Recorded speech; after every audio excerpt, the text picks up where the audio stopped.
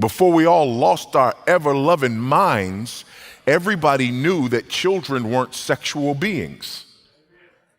So how can you have known that you were homosexual since you were a child, if as a child you were not a sexual being? You're about to watch Voddie Baucham drop a shocking revelation about the origins of the LGBTQ plus ideology. And I'm sure that after watching this, you will not look at the alphabet soup agenda the same again. Let's watch. You need to know the name Alfred Kinsey. Kinsey is viewed as a modern day hero. Listen to this. The history of sex in America falls into two large, unequal, yet clearly defined periods. Scott McLemee wrote these words in a 1997 article in Salon, anticipating the 50th anniversary of the publication of Kinsey's premier work. He continues, the first era belonged to the Puritans, the Victorians. This epoch of libidinal prohibition lasted until January 4th, 1948. The following day, Professor Alfred C. Kinsey of Indiana published Sexual Behavior in the Human Male, whereupon, as the expression has it, the earth moved. He changed the world in 1948 with the publication of this book. It became the standard, and it influences and impacts us to this very day. When you hear people talk about born this way, that's Kinsey's influence.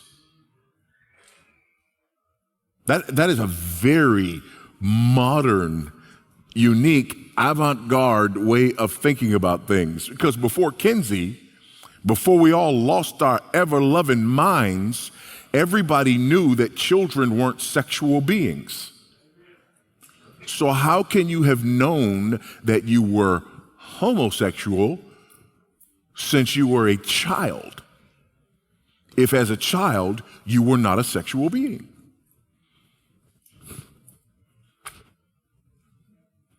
The answer is you couldn't. And yet, we still hear people say that, and we accept it. We accept the idea that all their life they've had same-sex sexual attractions. Folks, that's Kinsey. By the way, there's a monument to this man at Indiana University.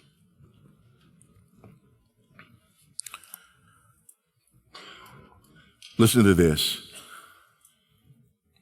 Michael Jones writes this about a moment in 1981 when Judith Reisman, and if you don't know that name, you need to know that name, confronted this world. He writes, on July 23rd, 1981, Reisman delivered a paper entitled, The Scientist as a Contributing Agent to Child Sexual Abuse, a preliminary study,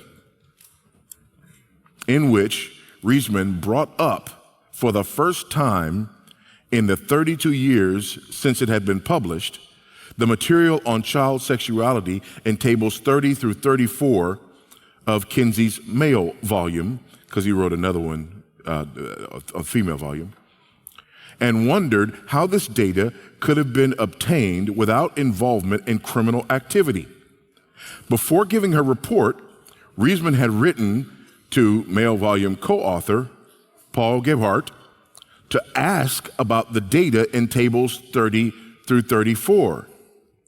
Gebhardt wrote back saying that the data had been obtained from parents, school teachers, and some male homosexuals, including some of Kinsey's men, who had used manual and oral techniques to catalog the number of orgasms they said they could stimulate in infants and children.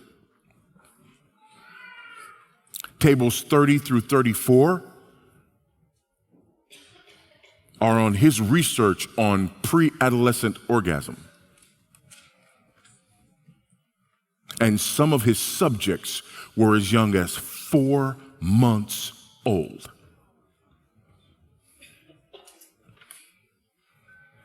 That's Alfred Kinsey.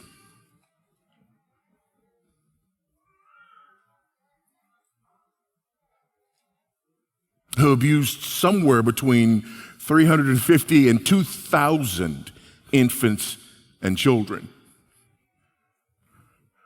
for his research. His fraudulent research, by the way, that we now know was not only fraudulent research, but it was child abuse.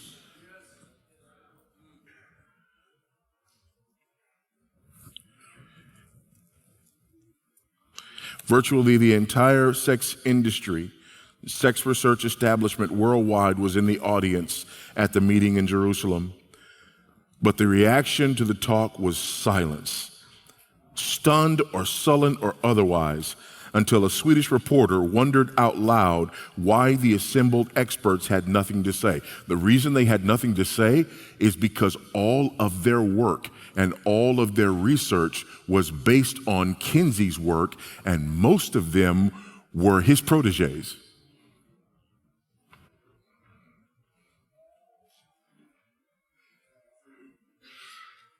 So the modern landscape, in terms of what we think about sexuality, is rooted in the work of this man.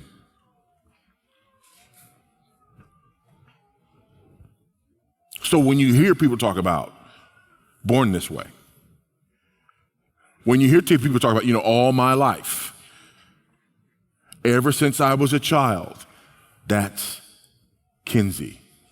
By the way, what are the implications of this? I'm glad you asked. People have been wondering out loud, why is it that they're trying to push sex ed further and further down the chain?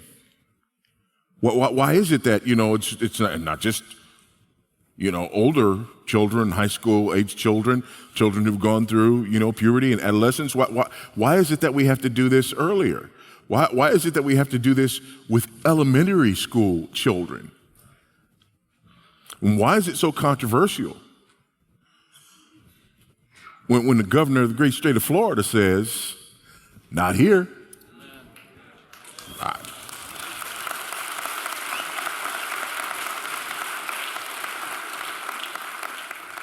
You need to understand that the reason that people argue for this and the reason that they get upset when people don't want to allow this to happen is because they have a Kinseyan view of human sexuality, and they believe that these babies are sexual creatures and that we need to acknowledge that and treat them as such. Another movement that is rooted in this is the movement that wants to lower or remove age of consent laws. Because the reasoning goes, if children are sexual beings from birth, then it is oppressive not to allow them to express that with one another or intergenerationally. That's Alfred Kinsey. And by the way, did I say there's a monument? I believe I did. A monument to him at Indiana University. So the idea that sexual orientation is something that we're born with is founded on absolutely sick, fraudulent, and abusive research. Now you might be thinking, this is just a bunch of Christian misinformation. Well, have a look at the Kinsey Institute's own FAQs. The institute founded by Alfred Kinsey. They say, where did the information about children's sexual responses come from? And look here, it says, sexual behavior clearly stated that the bulk of information about sexual response in childhood came from adults recalling their own childhoods. Apparently, however, look here, some was also from parents who had observed their children. Some from teachers who had observed children, to teachers observing children interacting or behaving sexually. That's child pornography. And Kinsey stated that there were 9 men he interviewed, hear this, who had sexual experiences with children and told him about how the children had responded and reacted. So instead of him to lock these men up, to call the police, he interviewed them. He documented their experiences and he published it in a book. This is absolutely sick. And this is what you can see in table 34 of his book. And also, Voddie Baucham highlighted that this is why it doesn't just stop at teaching sexual education in schools, but it goes even further to trying to lower the age of consent. And you might be thinking, there's no way, no one would even take that seriously. Well, have a look here. This is my country, the UK, right? This is an article, is quite old, but we see here, Whitehall's study wanted the age of consent lowered to 14 and sentences for sex cut. And look here. Home Office advisors argued that the age of consent be lowered from 16 to 14 and called for a dramatic reduction in statutory punishments for consensual sex with girls as young as 12. So this is happening. This is there. And just because this was shut down by the Prime Minister a number of years ago does not mean that the people who fundamentally believe this and want to push this are not still roaming around looking for their next opportunity. I really used to struggle with how to respond to people that said they were same-sex attracted or gender fluid and all these things, because I genuinely believed that this was something that they either were born with or was in some way really baked into the fiber of their beings and they had absolutely no control over it.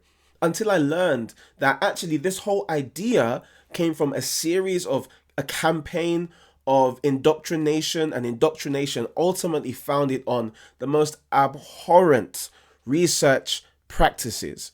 And now this is really important because understanding this helps us to realize just how sick this ideology actually is and how far it is from God's biblical truth. You see, when the Bible talks about sexual orientation or sexual acts, the Bible talks about these things as behaviors that we do because of our sinful hearts, our hearts that do not want to submit to God's way, our hearts that do not want to submit to God's word. So look here, 1 Corinthians 6 verse 9 says, "Do you not know that the unrighteous will not inherit the kingdom of God? Do not be deceived, neither the sexually immoral nor adulterers, nor men who practice homosexuality." And down here, he says in verse 11, "And such were some of you." So this is the Apostle Paul telling the Corinthian church that some of you were living this lifestyle. And yet because you found the living God, you have turned away. So the most loving thing that we can actually do when people express sexual orientation challenges or struggling with their identity and everything else is, instead of affirming them or instead of acting as if this thing is out of their control, turning their eyes to God's ideal, turning their eyes to the beauty that God created us with. Back in the beginning, at the very, very beginning, God said, "Let us make man in our image." So that means what he created is a reflection of the beautiful character of God. And that image, we see in verse 27 and 28, that image is, or the way that God creates us in his image is as male and female. Why? Because the characteristics of a man and the characteristics of a woman beautifully complement one another in a way that brings the best out of our characteristics and helps us to achieve what God has called us to do here, which is to be fruitful and multiply. And this is another reason why having stable, strong Christian families is absolutely essential, because the stronger and more stable your family, the stronger and more stable the understanding of God's design, because you get to see, a child will see their father leading the home and their mother nurturing the home and making the home. And that child will learn to respect the authority that God has created in order to raise us. But then also the parents will be able to nurture the child and bring them up in the discipline and instruction of the Lord.